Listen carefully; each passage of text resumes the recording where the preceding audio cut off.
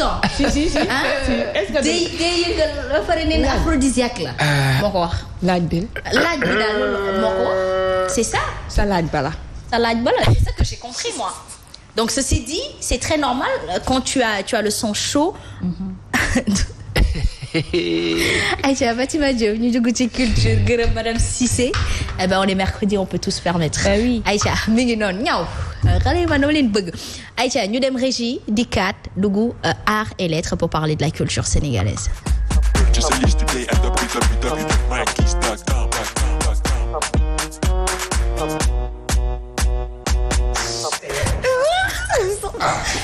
Pas Sandal.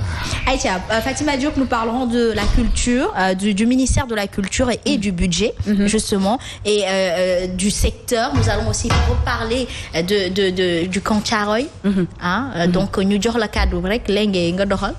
d'accord kon nag ñu daal di doxal daal di wax nag lépp lu jëm ci wàllub vote budget bu ministère de la culture muy Abdoulaye Diop ni ki démb la ñu ko amal fële ci assemblée nationale ponk yu bari jawriñ gi gàlloo wàllub caada ak cosaan daal dina ci dikkat gis nañ ne aussi budget bu ministère bi daal dina yokk boo xamante ne également ci plus de 29 milliards la bi par rapport ak bu 2020 bi ñu génn mu nekkoon ci plus de 26 milliards donc mu nekk également daal nañ koy laaj aussi ci problème mu rek li fi xew ci affaire Miss Sénégal retiré licence bi ak yu ni mel moom nag dikkaat na ci mu nekk question boo xamante ne ce n'était même pas les parlementaires yu ko posé woon cette question mais c'était plutôt les journalistes et tontu na ci par rapport ak mu jàpp ne lu ni mel ñi leen di rek privé moo ko moom donc affaire privé la mais comme ñu koy defee à chaque fois am nañ ci wàll ñoom itam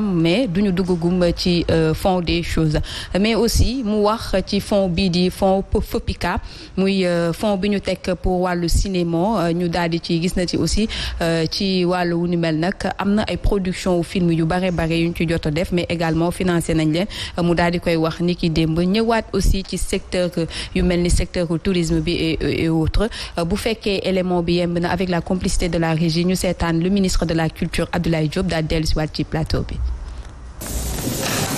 Tout ce qui s'est passé avec le FOPICA, 20 films ont été financés en 2021. Et nous avons financé, plus de 110 ont été financés, structures ont été financées. Au titre de la formation des jeunes aussi, au métier du cinéma et du FOPICA, a soutenu sur toute l'attente, que ce soit sur le plan de la formation, appuyer les régionaux. Je crois que ça, aujourd'hui, on est assez fiers. Et aujourd'hui, les téléfilms sénégalais sont vendables partout dans le monde. Je crois que ça, c'est quelque chose à encourager, féliciter. Et toujours dans le cadre du cinéma, aujourd'hui, on représente à la réouverture des salles de cinéma. Nous accompagnons et encourageons les initiatives privées. Nous les encadrons pour que le cinéma soit encore cette réalité d'antan. Pour la valorisation des sites historiques, on en a beaucoup parlé. Vous savez que nous venons de finir pratiquement le projet de livre de l'histoire du Sénégal. Ça, c'est fondamentalement important parce que pour la première fois, l'histoire du Sénégal va être écrite et plutôt écrite par des Sénégalais.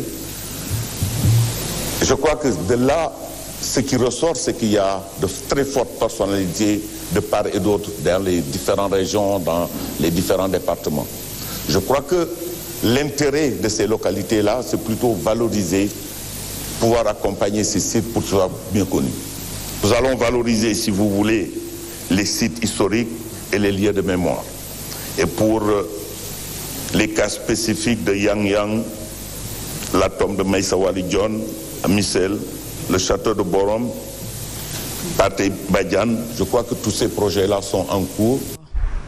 Justement, avec autant de projets en cours, effectivement, le budget doit être un peu... Voilà, c'est plus de 29 milliards de francs CFA contre 26 milliards et plus comme 2020 bi. Et également, comme tu l'as dit, des projets yoo xamante ne dañu war a réhabiliter des sites historiques du Sénégal comme Pathé Badiane et autres. Donc ñu ngi koy xaarandi parce que tam boo demee fi nga xamante ne moom moo di tomb bu Maba Diakhou Ba gisoon nañ ne dafa xawoon yàqu donc yooyu yëpp jar nañu koy defaraat parce que ay sites la yoo xamante ne ku ci nekk da nga ciy gis sa bopp parce que histoire la sunu ay maam la yoo xamante ne liggéeyal nañ réew mi donc mu nekk projet bu am solo voté nañ nag budget ni ki démb fële ci Assemblée nationale. Alors Asma Hadija, on va parler du projet Totem nag nekk benn projet boo xamante ne ay soxna ñoom ñoo ko daal di initier muy wàllub littérature libre lépp lay am ci biir islam ak yooyu noonu ak li nga xamante ne da ngay gis ne léegi nit ñi dañ koy faral di def bu baax a baax mooy ay chronique yooyu nag ñoom dañoo bëgg rek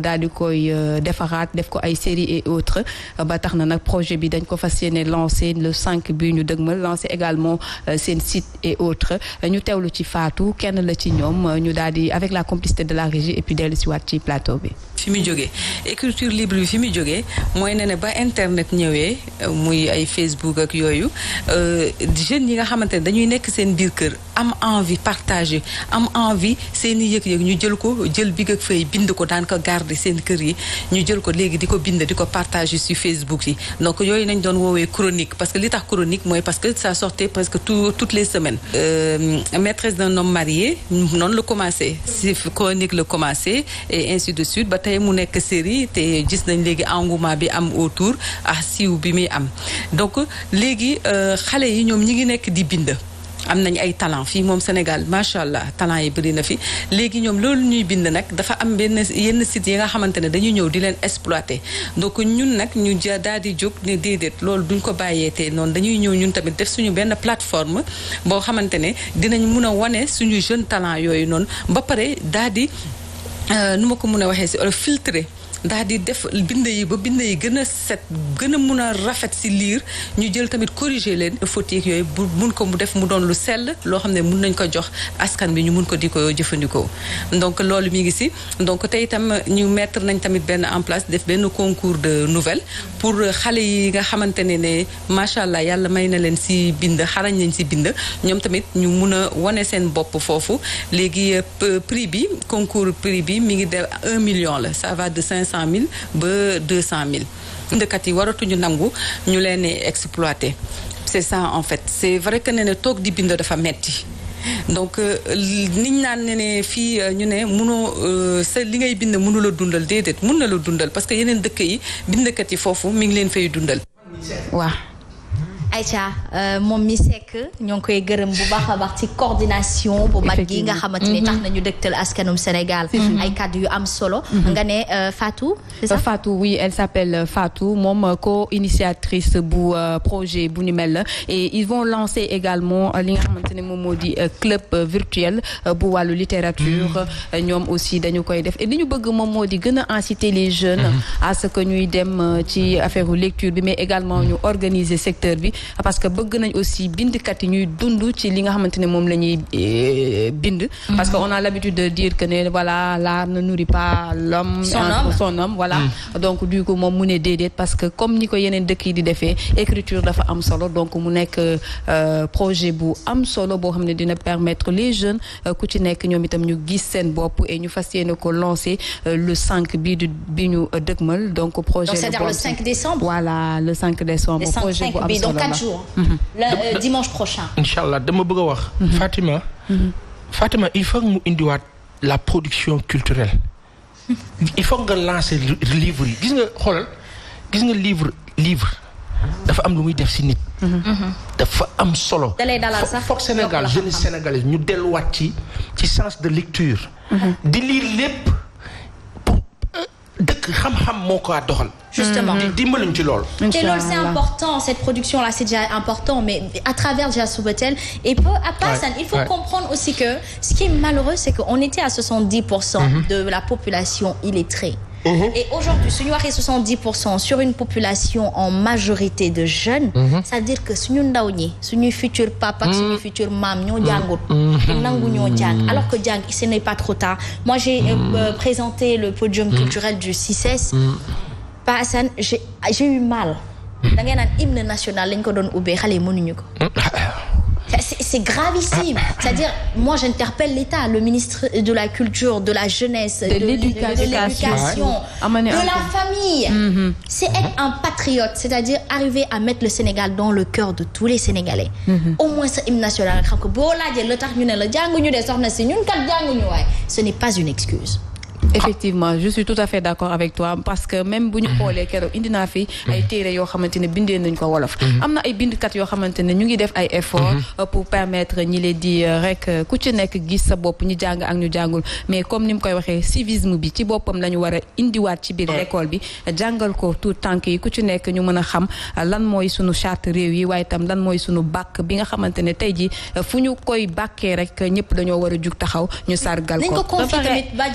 ba pare Asma Paasan Fatima dañuy bu ñu duggee ci internet bi dañuy gis que ne nit ñi nu ñu koy wax tayaluñu liir de Sénégalais tayaluñu liir ak lu ñuy liir lu leen intéressé tey boo duggalee benn kaaf yi léegi ñëw la koy njëkk a liir donc dafa am li nga xamante ne commentaire la loo xamante ne yow sax da nga naan ñi pour ñoom pour yow mënuñu bind donc ce qui veut dire que li leen intéressé rek la ñu xam. Mais justement quand psychiquement on n'a pas d'espoir on se concentre pour se distraire sur du folklore et du folklorique. Ça c'est une vérité absolue. Quand les gens sont dépaysés c'est vrai que li leen di décompresser la ñuy wër.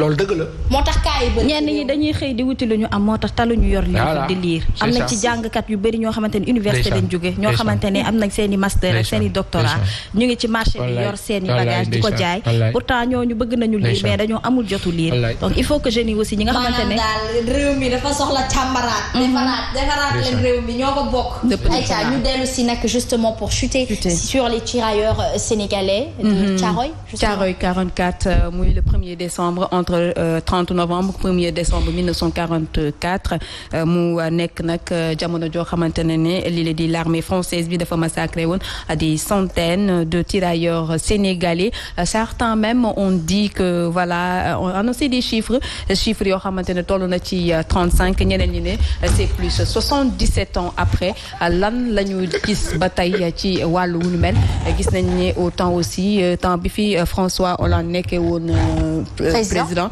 bi mu ñëwee ici demoon na ba foofu doon di kii bëggoon nañ aussi tam mu wax ci wàllu wu nu mel mais ba tey ñu ngi xaarandi mais amuñu ci suivi donc mu nekk loo xamante ne ñu ngi koy fàttaliku sunu ay maam la yoo xamante ne naam fekkeewuñu ko waaye nag histoire moom ku nekk da nga koy jàng et gis nañ ñi xewoon ci année yooyu noonu mu nekkoon lu metti lu gis ci ay sénégalais mais également des ivoiriens ñoom France nen dañu tolloo ci delloo ñu suñu ay bien waaw lu dëgg nañ ñu delloo suñu àq ak yelleef ak suñu surtout ça c'est ça le plus important je pense lii moo la wor ñoom dañu yàgg wor nag nii nañu mës a dundee fi mu nekk nii bu ñu paree ñun dañuy dóoraat beneen defaat ñu beneen dévaluation 94 ni la ñu defoon defaat ñu yeneen ak yeneen gëmloo président Abdou Diouf ne ko non dévaluation du am teer ca yooyu la ñuy def chaque jour Thiaroye moom souvenir man di ci wax sax daxaat dagg ma xool parce que ak noo bon Aïcha mi ngi noonu justement moi je pense que Fatima Diop baax na ñu koy fàttali askan wi ndax suñu yëfi bopp la dafay tax